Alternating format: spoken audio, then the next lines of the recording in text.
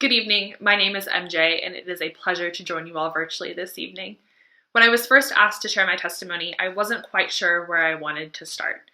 I thought about how I could tell you all that I'm from a small town in Appalachia. I could tell you about my seemingly idyllic childhood. I could tell you about the things that were less than idyllic, the problems that my family experienced, the things that shaped my upbringing.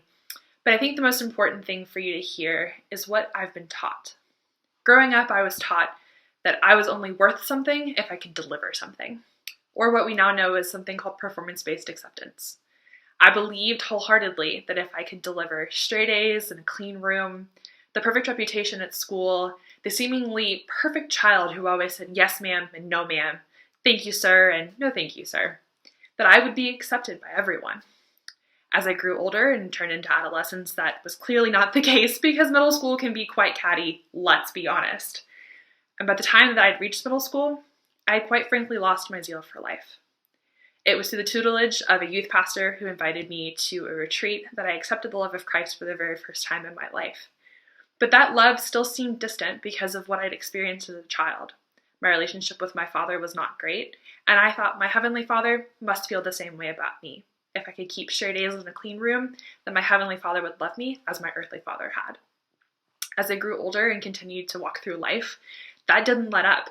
As I entered the workforce, I tried harder to get there the first in the day, to stay until the absolute last, to be the best possible person that company had ever seen, to be the best possible person that the world had ever known. No one could ever know that something was wrong in my life. I had to have it all together and be there for everyone else. In early 2020, I experienced what many of you did, a complete upheaval in my life, though I would easily characterize that as the darkest and most painful time of my life. In the span of 15 months, I lost a fiance, 3 aunts, I moved halfway across the country, I left behind my entire support system, and returned to a place that I had known vaguely while I was growing up for about 2.5 years to kind of start my life over again. It was also at that time that Grace Ministries entered my life. Although I was only able to meet with my counselor virtually, I was able to start working through some of those things that had changed and colored who I thought I was as a person, but more importantly as a child of God.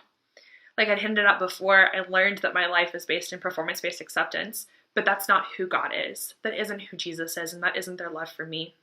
The Heavenly Father views me as a beloved daughter of God, who is accepted and loved whether I get it right in my eyes or whether I seem to get it all wrong. It doesn't change who he is or how he feels about me.